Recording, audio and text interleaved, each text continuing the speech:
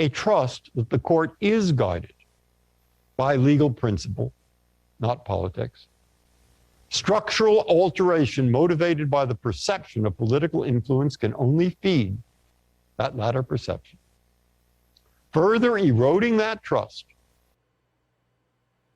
Justice Stephen Breyer strongly arguing against expanding the size of the Supreme Court, something a commission President Biden is setting up will look at.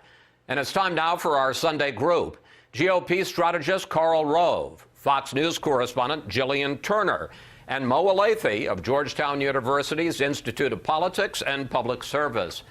Mo, the commission the president is talking about has 180 days to study the structure of the Supreme Court, how many justices, how long they should serve, maybe not a full lifetime appointment.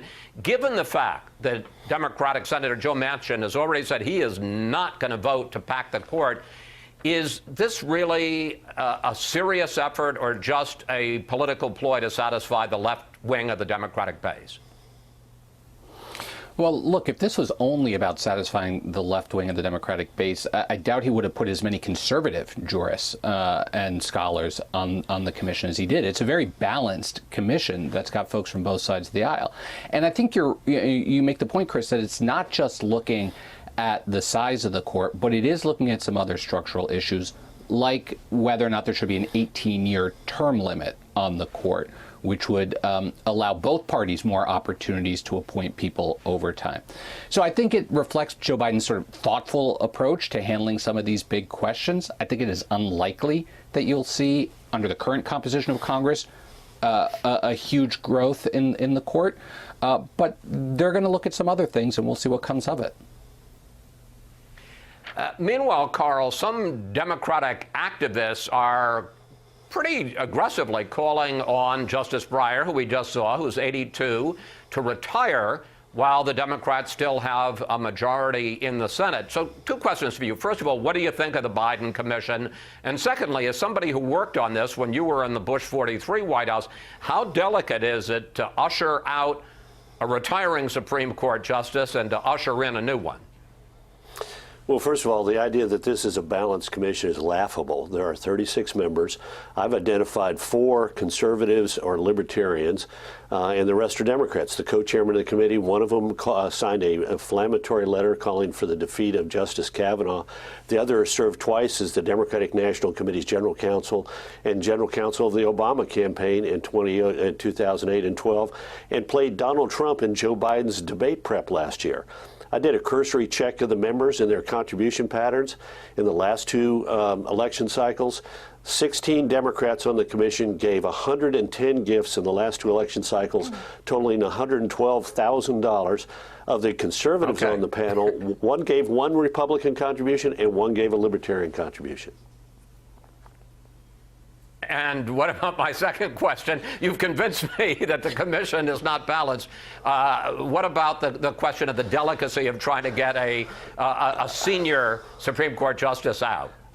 I think that's completely inappropriate. I mean, this is an independent branch of the government, and an attempt by the executive to sort of usher somebody out, please leave now, I think breaks the decorum and undermines the independence of the court. The court must be outside of politics to the degree that we can allow it to be outside of politics, and that would be plunging it into partisan politics.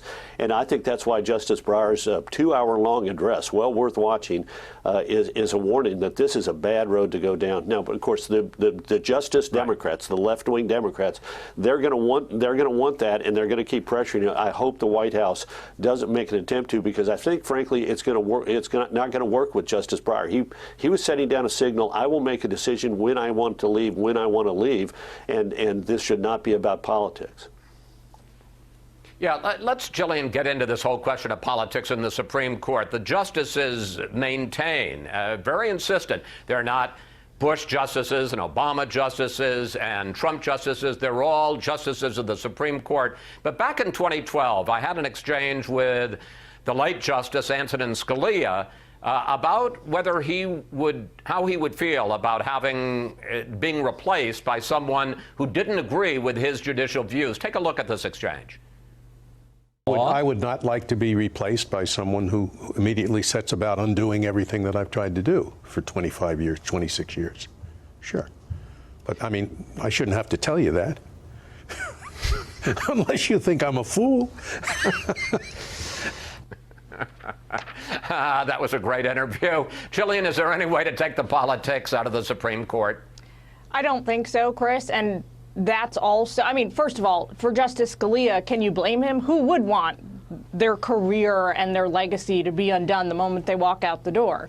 But that's, to a point, what made Justice Breyer's message so powerful this week, and I think ultimately what's going to make it his word and his message carry more weight than anything this presidential commission is going to put forward, mainly because Breyer himself has served on the bench for 25 years, also because he is very highly regarded on both sides of the aisle. His message, Chris, if we pick it apart for a second, to Democrats and Republicans this week was, stop trying to gunk up this bench with your political agenda. But more interestingly than that, if you kind of read the subtext, what he was telling Democrats was, if you want my seat for a young whippersnapper diversity pick, you better not be trying to pack this court, because I'm not going to allow you to do it. And I'm right now the bastion that stands between you and the ability to get that done.